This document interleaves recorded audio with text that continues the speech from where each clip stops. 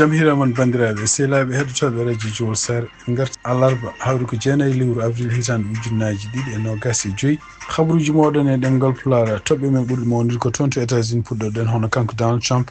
jamma hanki caggal nde yimɓe leeli kadi o felliti haytude wonde décision mo ƴeftuno ko fate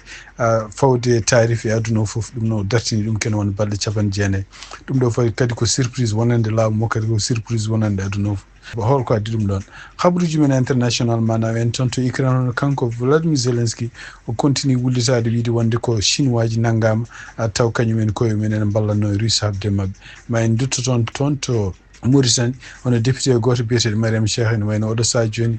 kamɓe laamu ngu ɓe mbi wonde ko alay saago ɓe guitta lefol teddugal ngal ɓurno sibabude kanko hoore makko ƴettade président mo Mauritanie alay saago nawe lawol ko ɗum woni titre uji men ɓurɗi mawnude oɗo journal ma en gartu e détail uji muɗum joni siftindon tan hannde ko alarba jeenayyi lewru avril hitande ujunnaji ɗiɗi e nogas e joyyi ko musidɗo moon Amadou Touré haalata moon bandiraɓe sehlaɓe heɗotoɓe radio Jowol Sare jaam hiire moon hannde ko ñalawma alarba hawri ko jeenayyi lewru avril hitande ujunnaji ɗiɗi e nogas e joyyi siftindon tan joni ko oɗo ori gonɗen joni ko 20 heures heure New York ɗum noon hawri ko 17 heures to Californie hawri kadi ko minuit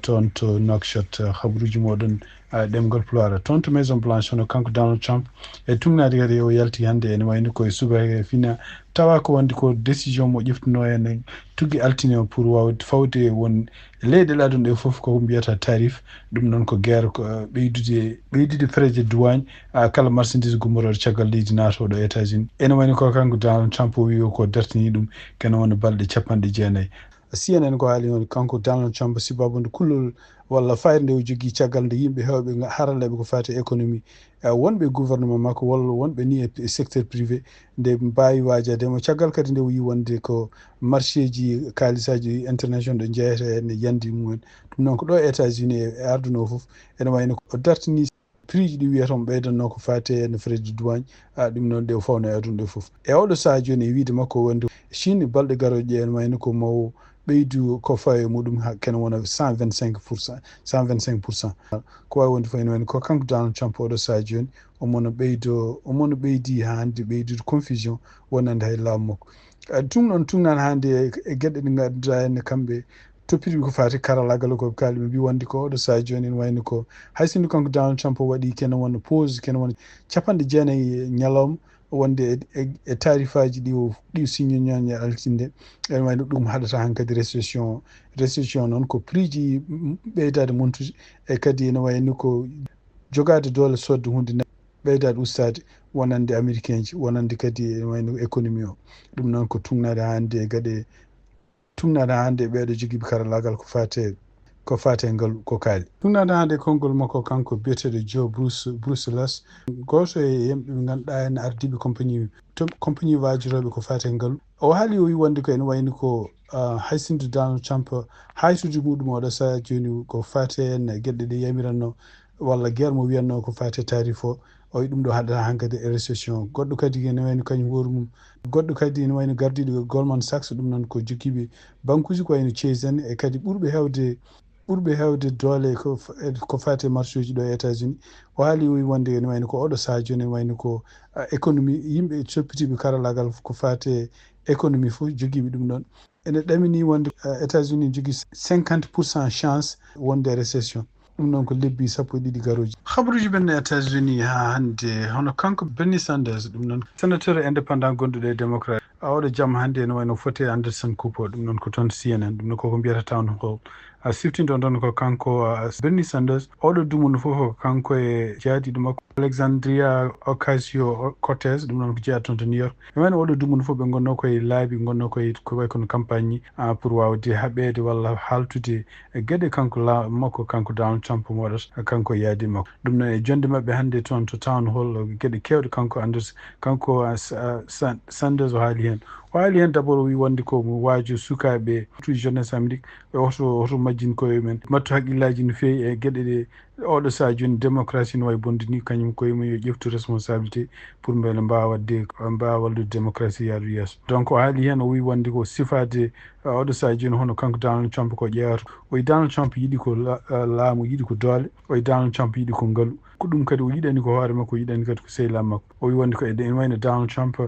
gueɗe ko gajorto henne ko pour dañde ɗum troisiéme mandat ɗum ɗon ko hunde ko gonga e muɗum wona gajata ɗum noon ko caggal nde yimɓe namdimo kanko Bernie Sanders o sifima surtout henna hono département doge mo kanko Elon Musk mo arde gueɗe ɗe mbaɗata pour to hen segde won yimɓe hewɓe taw ko yimɓe liggotonoɓe gouvernement fédéral o wi ɗum ɗo ko toñanggue mawgue o wi holno hay goto wawa miijade wonde ƴeftude tan kene wona capanɗe jeetati e tati ujunere neɗɗo taw ko yimɓe liggotonoɓe département vétéran ji segde ɗumen bonnude kala ko wiyete en qualité no yimɓe no laamu ngu toppittono vétéran ji bonnude ɗum ha bona e kadi oɗo saha joni leltinde kala ko gueɗe ɗe ganduɗa en guila e bénéfice aji mumen ha e safaruji men ɗum ɗo foof ko hunde nde ganduɗa e wiide makko kanko Bernie Sanders ko toñanggue ɗum ɗo foof noon ko sibabude kanko hono mbaɗaɗo toon o wiide wonde ko Elon Musk wona neɗɗo cuɓaɗo par élection ngaji ko kanko Donald Trump addi ɗum wi wonde ko oɗo saha joni noon kanko Donald Trump peeje fof ɗe o waɗata oɗo saha joni ko bonnude cehilagal jokkodiral gonnogal hakkude kamɓe États-Unis e leyɗele ɗe ganduɗa ko sehilaɓe États-Unis gonno ɗum noon o haali hen ko wayno Canada o haali hen kadi ko wayno Mexique surtout ko ɗeɗo leyɗele ɗiɗi ko leyɗele guila tan hay goto anda nde fuɗɗi ko leyɗele jokkodirnoɗe États-Unis ɗum noon so sibabude oɗo saha joni kanko Donald Trump won ɗeɗon leyɗele mbaɗata kono yiɗira ɗum waɗi ko wela fof mono waɗa o wi wonde ko donc ene wayno ko won hen leyɗele ko guila guerre mondial deuxiéme guerre mondial gaɗi ko leyɗele ɓe ganduɗa kabde mabɓe kamɓe États-Unis kaaɓi contre nazisme kaaɓi contre ɓe jaadima hen guerre uji ko wayno Angleterre e ko wayno France donc o wi wonde ko oɗo saha joni yiide wonde ko États-Unis surtout gardiɗe ɗum bonna jokkodiral walla cehilagal gonnogal hakkude ɗeɗo leyɗele États-Unis ɗo ɗum ko hunde nde moƴƴani nde meeɗani yiyede ko hunde nde ɗaminino hay goto meeɗa ɗaminede ɗum ne waɗa ko wawi wonde fof jokkodiral kanko Bernie Sanders e kanko Anderson Cooper waɗi ko toon to Washington ɗum noon e wayno ko hen ɓe goni oɗo saha joni ɓe gasnani kono noon ɗum kanko remarque uji ɗi fuɗɗi hadde kanko Bernie Sanders siftini toon tan Bernie Sanders kañum hoore mum ko indépendant kono noon e wayno ko liggoto koye démocrate no meeɗi kanko hoore makko wonde candidat laabi ɗiɗi ƴewde laamade États-Unis kono noon ne wayno oɗo saha joni ha andi ko sénateur toon to jeeyaɗo toon to Vermont gonɗo toon liggodirowo e démocrate en habaruji men États-Unis cekkitorɗen ko habaruji patuɗo e gandal walla patuɗo e ngaalu hono kanko Elon Musk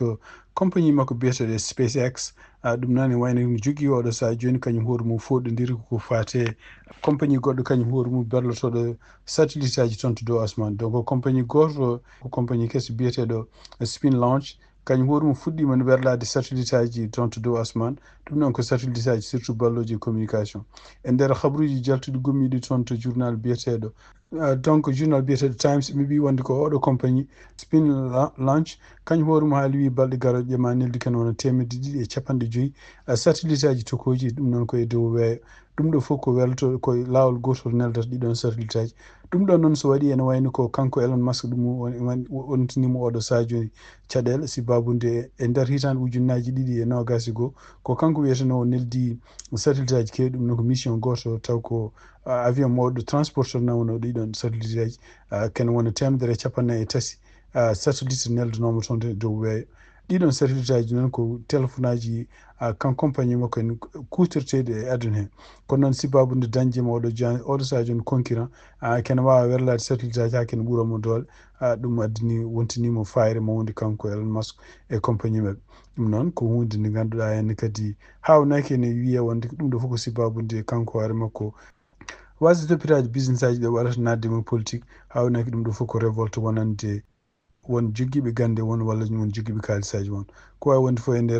nder ko anda hono oɗo compagnie o ɓeydi andede ko hitande ujunnaji ɗiɗi nogas e ɗiɗi taw kanko hoore makko o wawino neldude laana mawka toon to dow weeyo taw kadi koye e nder kadi gollodiral mabɓe e NASA ko wawi wonde fof ene wayno oɗo saha joni yiddemo hutorade kamɓe avion ngaji mabɓe pour wawde neldude ɗum ɗon ma ɓeydu concurrence donc oɗo compagnie ne wayno ko liggodirto oɗo saha joni koye université gonɗo état Portland ɗum noon ko anduɓe mum wonɓe toon taw ko département technologie gonɗo toon pour wawde liggade kala ko mbiyata force uji gonɗi dow asman ko mbiyata G force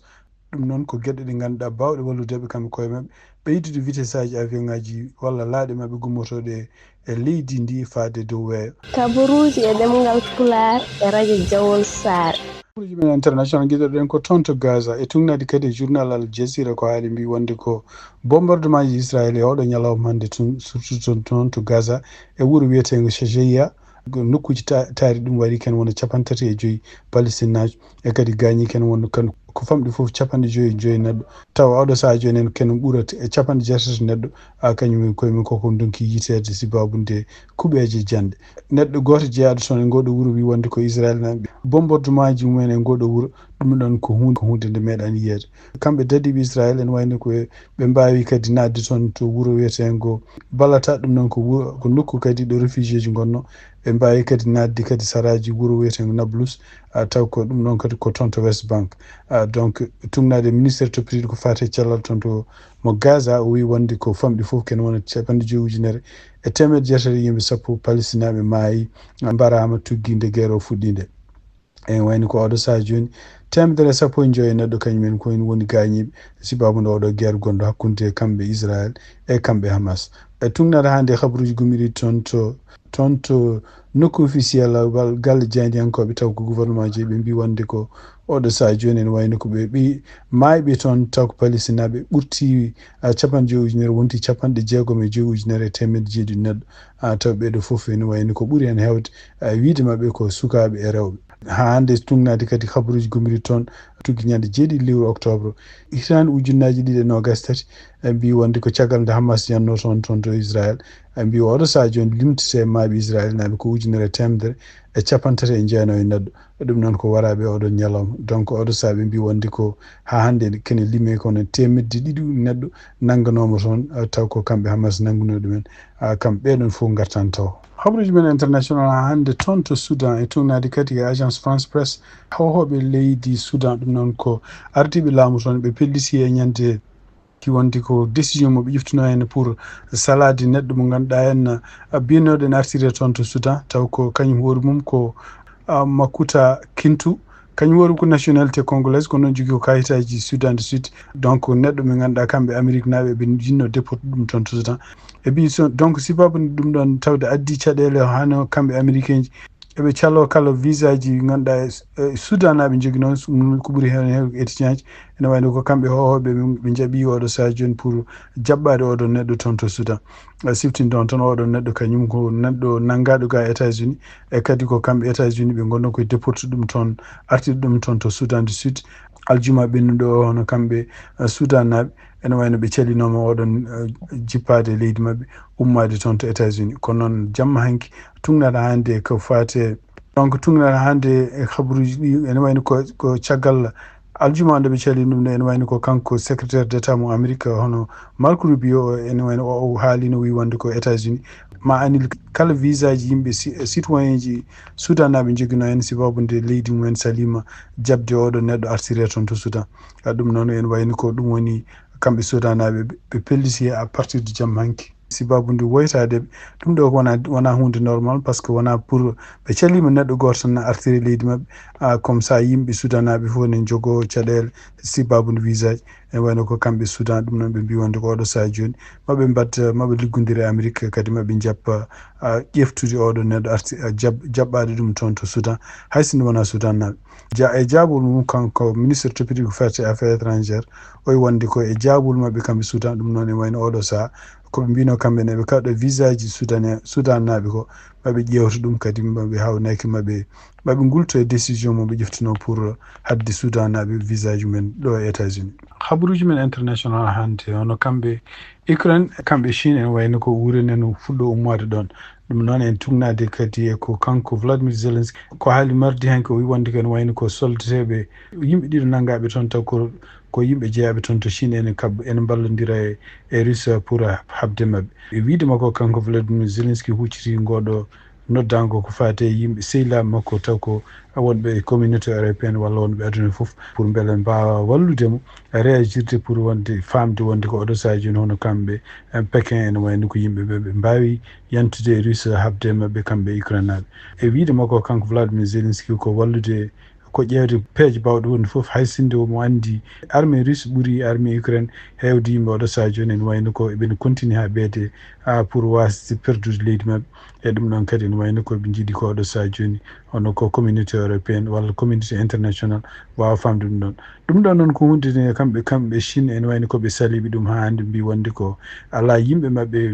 jeeyaɓe haare wonde toon to Ukraine tungnaade hannde Volodymyr Zelensky ko haali wi wonde ko ken ɗo ɓuri temedere 50 chinois oɗo sahaa en jooni ko yimɓe ɓe ngannduɗaa heftinaɓe nana ngoni toon ene gonde rusinaɓe ene kaɓa e yimɓe maɓɓe toon guerre gonɗo hakkude Russie e Ukraine ko wawi wonde fof wi kanko Volodymyr Zelensky o wimo ƴeftu habruji bawɗi ɗiɓe jogui ɗi henna pour identifiede ɓeɗon yimɓe ɗum noon o rewa ɗum par voie diplomatique o wawa kadi o hollude ɗum Chine e wawa kadi hollude ɗum aduna o donc wi wonde koye ɗum ɗo fof ko jaabol ko caggal nde kamɓe Chine nde ɓe kaali ɓe mbi wonde ko guerre gonɗo toon de Ukraine o fotani mawninede fotani kadi yañede surtout addude hen ko wayno Chine en ɗum ɗo ɓeydude mawnide guerre o ko wawi wonde fof ene wayno ko kamɓe Chine ɓene continue salade wonde e yimɓe maɓɓe nene jeeya toon to ene balla rusinaɓe habde e Ukraine naɓe toon to Mauritanie tungnade journal biyeteɗo taqaddum ene wayde ko hannde 9 lewru avril hitande 2025 laamu Mauritanie ɓe gummini henna oɗo sahaa joni ɓe puɗɗima procédure pour ittude hono lefol teddungal mon kanko Mariam Cheikh o jogui Mariam Cheikh nen ko député gonɗo toon to assemblée nationale ɗum noon ko caggal nde ɓe gulditi wonde ko kanko Mariam Cheikh e nder nde yiita wonde e konnguɗi makko mo haala ɗum noon taw kanko hoore makko wonno koye seppo ɗum ko adi heccenki e nder ngoɗon seppo mo haala mo wi wonde ko omo sifo hono gardiɗo leydi Mauritanie Mouhamed Cheikhul Ghazouani e kañum e laamu muɗum o wi ɗumen way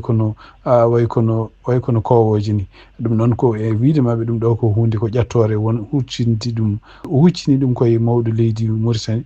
ko alay saago lefol makko teddungal ko mbiyata immunité makko parlementaire itte beele kanko hoore makko mo wawa notade lawol ha hande habaruji men international toon to Arabie Saoudite ɗum noon tournade journal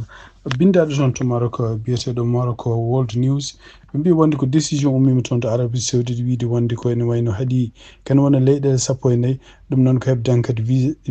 visa mo balɗe mum juutani balabal hajji jogorɗo wadde hakkude 4 lewru juin e 9 lewru juin e hitande 2025 e tungnade ha hande habruji gummiɗiɗi to oɗon journal ɗeɗo leyɗele ko leyɗele ɗe ganduɗa kañumen koye men visa ji mum koko jogori haɗede yimɓe mumen koko jogori haɗede ɗiɗon visa ji ɗum noon e dumunno hajjude yontere nde donc ne jeeya hen Algérie Bangladesh Égypte Éthiopie Inde Indonésia Irak Jordanie Maroc Nigéria Pakistan Soudan Tunisie ene wonde Yémen ene wayno ko kala ɗeɗo leyɗele yimɓe men wonnoɓe toon ene poti yaltude leydi Arabie Saoudite ko adi mayirɗe lewru avril ɗum noon tungnade hande journal o ɓe mbi ɗum noon holko woni sababu muɗum ko sababu ene teskita wonde ko dumunnaji kitaɗe ɓennuɗe ɗe fof waɗi accident ji kewɗi accident ji ko sababu ni yimɓe hewde toon to hajju to hajju noon ko hunde waɗore ko hunde ko goote e geɗe ɗe ngannduɗaa ene fawa e julɗo fof so tawi omo hattani jawdi makko walla omo hattani kadi doole ɗum noon e moins ko laawol gotol waɗata e gurdam makko au moins laawol gotol ɗum ko teskira tan ene wayno ko hitande fof ken wona million ngaji ɗiɗi neɗɗo ne kawra toon to Arabie Saoudite donc e duuɓi ɓennuɗi surtout hitande ujunnaji ɗiɗi 15 ɓe mbi ken wona temedde jeeɗiɗi neɗɗo maayi toon sibabude yimɓe ne mbayi hewde ni won caaleje walla won bildi saami toon yimɓe wari kene wona temedde jeeɗiɗi neɗɗo gaañi ken wona temedde jeetato neɗɗo kadi e hajju hitande rawani sibabude nguleyki hewde toon ken wona 125 degré Fahrenheit ken wona ujunere neɗɗo kadi maayi toon ɗum ɗo fof ko sibabude nguleyki no wayi toon hewde ɗum ɗo fof noon pour hadde ɗum ɗo ene kewgol yimɓe ngol ha ken ɓurta surtout yimɓe wonoɓe toon ɗiɗon visa ji ko visa ji hen saji ko visa ji ɓe mbi ko wonde ko ɗoftake kuule ko ɗum waɗi kamɓe Arabie Saoudite caggal nde dental walla goomu toppitiɗo ko fati hajju nde waɗi toon ɓe mbi wonde ko oɗo saha ene wayno ko ɗeɗo leyɗele ɓe kadi visa ji mumen kadi won leyɗele goɗɗe kadi ganduɗa hen e hitande rawande ɓe mbi ɓe jaltini toon ken wonde temedere hitande ɓennude nde ɓe jaltini ken wona temedde tati ujunere neɗɗo taw ko yimɓe ɓe arɓe toon arɓe hajju taw kañumen koye men bindaki donc mbaɗaki enregistré ene jeeya hen ɓeɗon temedere e capanɗe joyi tati ujunere temedde jeenayi e capanɗe jeenayi e jeetato neɗɗo taw ko yimɓe ɓe ngannduɗaa jeeya ko Arabie Saoudite taw naatiri ko visa ji naatiri ko visa ji touriste o wi kadi ene waɗi heen temedere capanɗe jeeɗiɗi e goho ujunere e temedde joyi capanɗe jeetato e jeeɗiɗi neɗɗo taw ko yimɓe wonɓe toon to Arabie Saoudite kono noon ko yimɓe ɓe ngannduɗaa ene ngala autorisation pour hajjude ɗum ɗo fof ko hunde nde ɓe ngannduɗaa ɓe jiiɗi habde muɗum ɓe mbi kadi e ndeer hitan ujunnaji ɗiɗi e nogas e nayyi kadi ɓe mbi wonde ko en kaalino ɗum nguleyki yeeni kene wona temedere nogas joyi temedere e nogas e joyi degré celsius fahrenheit ɗum hawrata ko capanɗe nayyi e jeegom hakkude capannayyi e jeegom e capannayyi e jeenayi degré celsius ɗum ɗo fof ko nguleyki so heewi ɗum nene haɗa yimɓe ɓe wawde muñde surtout so tawi ne waɗi mawɗo donc jiida e ɗum ɗon no toon to Maroc ɓe mbi wonde ko hitande ujunnaji ɗiɗi e nogas nayyi toon to Maroc ene wayno ɓe mayrama kene wona yimɓe nogas ɗum noon koye hajju donc ɓeɗon yimɓe nogas maaɓe toon ɓe haysindo mayde men wiya ko mayde normal ko mayde naturel ene wayno ko ɓuuri hewde e ɓeɗon mayɓe kadi ko yimɓe ɓe ngannduɗaa ɓe jaaroɓe duuɓi capanɗe jeetati hitande ha ko ɓuuri ɗum habaruji men international cektorɗen ko toon to Algérie e Mali ɗum noon tugnadde kadi e journal bindaɗo hannde hono kamɓe CEDEAO journal o kadi ko APA News windi ɗum woni kamɓe CEDEAO ene wayno ɓe mbaɗi communiqué ñaagade leydi Mali e leydi Algérie yo mbaw ruttitade e kaldigal taw ko kaldigal pour wawde reglude probléme uji gonɗi hakkude men yiyama ɗeɗo balɗe tungnaɗe hannde communiqué o haali wonde ko eɓe gossodira haaluji walla ɓe gossodira goto fof ne takka goɗɗo on takkugol ngannduɗaa jaadugol e fitina ɗum noon kadi e communiqué no haalirni hen ɗum ɗo fof ari ko caggal nde kamɓe Algérie ɓe mbi wonde ɓe cammini hen drone goto taw ko armée malienne ñande 31 lewru mars ko ɗum waɗi ñande 7 lewru avril noon ko altine ɓenni ɗo hono kanko ministére toppitide ko fate transport et infrastructure mo Mali kanko hoore makko haali wi wonde ko Mali fermi kala ko woni espace muɗum aérien e terrestre koko fate avion ngaji militaire uji civil en gummotoɗi walla jahoji Algérie ɗum ɗo fof noon ari ko caggal nde kamɓe Algérie naaɓe heure uji ko adi ɗum ɗon kamɓe koye maɓɓe ƴeftino ɗon décision mbi wonde ko kala ko woni weeyo maɓɓe kamɓe Algérie ko wawi wonde fof kala ko jeeya toon to Mali wawa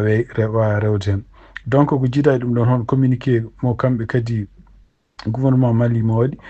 eɓe continue hande wullitade wonde ko régime gonɗo Algérie gonɗo toon o kañum woori mum ko kañum wallata terrorisme international yanoɓe maɓe continue